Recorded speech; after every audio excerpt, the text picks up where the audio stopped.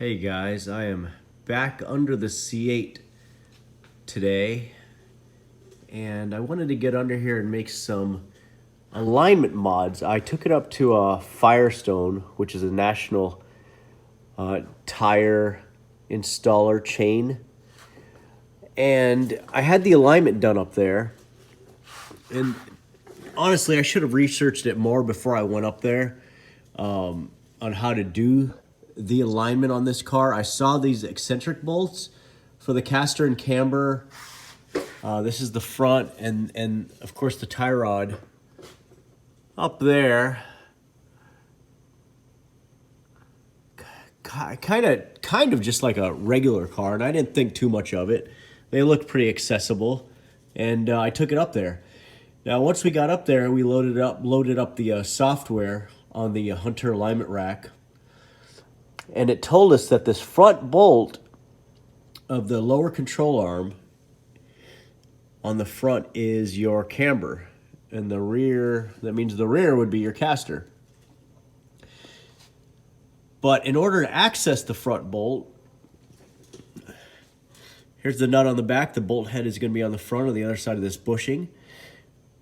This splash shield has to come out because there's no access back here. There's no room to get a wrench in there. So on the instructions in the software, it says, remove this splash pan. It comes out fairly easy. It's not too difficult. It's got a 7mm bolt, some T15 Torx screws in there. But it is an extra step.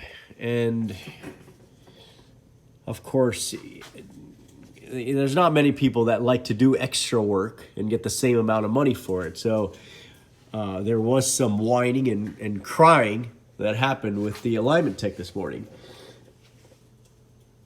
Here's the other side, same story.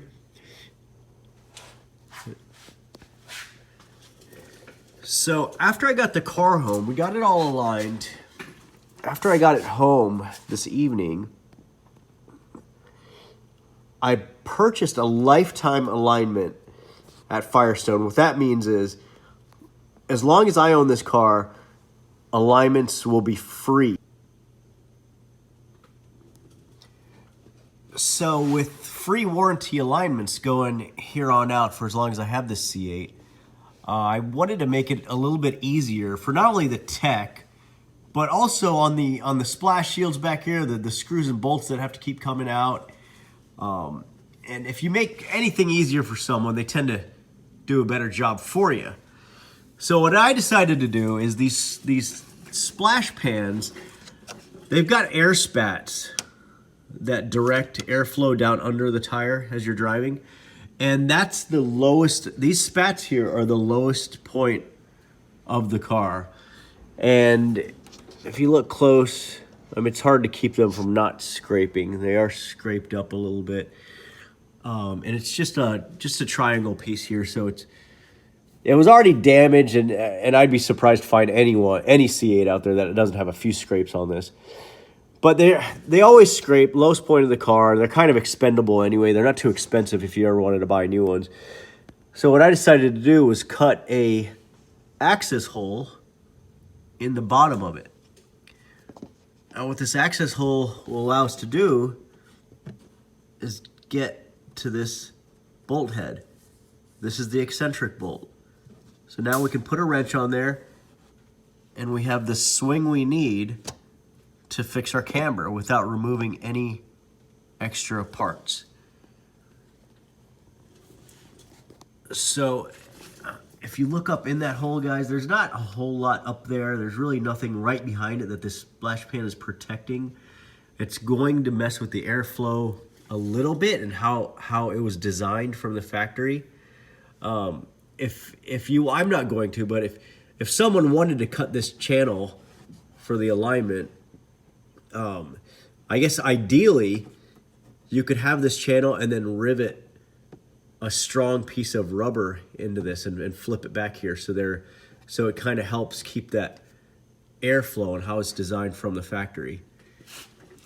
But I'm not going to do that. I don't think it's that big a deal. Maybe at the limit, if I'm driving 10/10 you know, doing 175 miles per hour, maybe I might notice something happening. But here's the other channel, again, for the same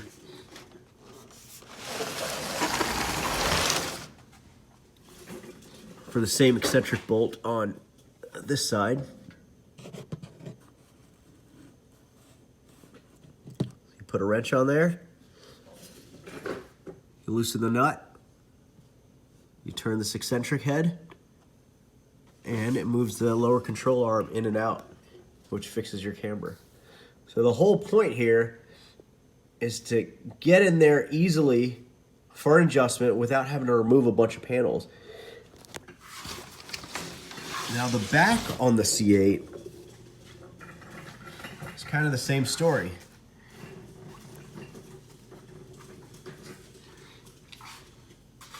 The lower control arm, the rear eccentric is here. What's a little different on this is the eccentric head, the bolt head, is on the inside of the arm. On the front, they're on the outsides, and the nuts are on the inside. In the back here, the nuts are on the outside. So from the factory, there's an eccentric. There's another eccentric up there. Here's your mounting holes if you want to put a caster bubble level on the back. That's where the bubble level would go. Now the front, if you have a 5-inch, 6-inch extension on a socket, you'll be able to get to this nut through this opening here, and the head from this opening here. It's back here. But there's access. You get up here, there's plenty of room. Put an extension on there, plenty of room to turn a wrench. The manual says for the rear, this splash pan has to come out. Now that belly guard there is covering the muffler. That's what that thing is. And there's, I don't know, there's at least a dozen screws in that thing to take out if you're going to do the rear alignment. Now, I decided to do the same thing I did in the front. I cut some channels out. This piece here, cut out. Same thing on the other side. Now, that gives us access now. Before I cut it, this was just a solid piece of plastic here, as far as the pan. Now it gives us access to this nut. Now, I'll clarify, this is access for a wrench. If you were to properly put a socket and a ratchet on here, at least a torque wrench and a socket, there wouldn't be enough room. You'd have to either cut it more here to fit the torque wrench head and the socket, or take the pan off completely. This access that I've cut for is for a wrench, to get a wrench on that nut. So, extrapolate that, we're gonna have to torque it back down with that same wrench that we loosened it with if we don't take the pan off. Now for me, I think that's okay. I've personally done, say, 1,000 alignments in my lifetime, all different kinds of cars. And I mean, there is a torque spec for every bolt on this car, every nut on this car, every nut on any car. So by the book, you are supposed to torque these. I've always torqued them with just the same hand wrench that I've loosened them with. So I don't see anything different going forward with my Corvette. There's the rear tie rod. Plenty of access there. And again, your front eccentric, you just need a 4, 5, 6-inch extension, and those things come loose with enough access here and there. I want to mention also, guys, if you end up cutting this back pan, there was a little bit of tension from this mounting bolt to this corner.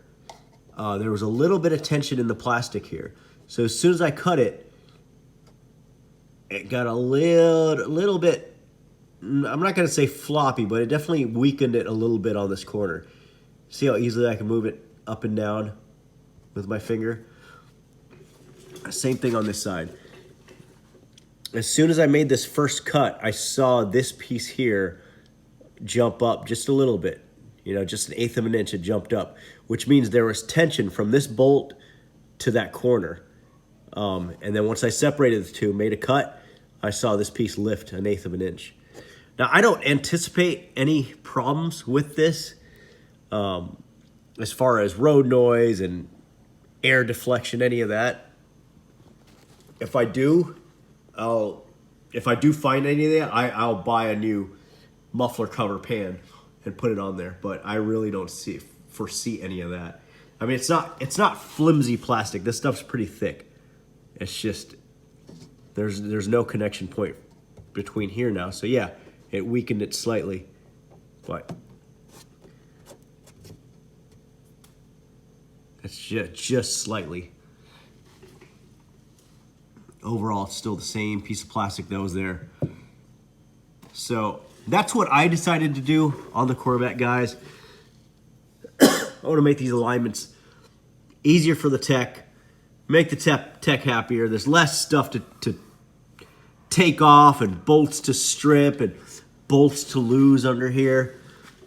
It's a much more efficient way to access these alignment bolts with these cutouts.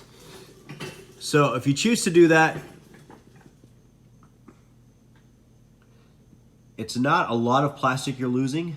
It's just a bit, but I mean, it's your own car. Do what you feel is right. I own this car. The title is locked up in my safe, and I'm going to treat it as mine because I do own it. And I'm under here. I just want to make things easier for myself and everyone else that gets under here to work on the car. So good luck, guys.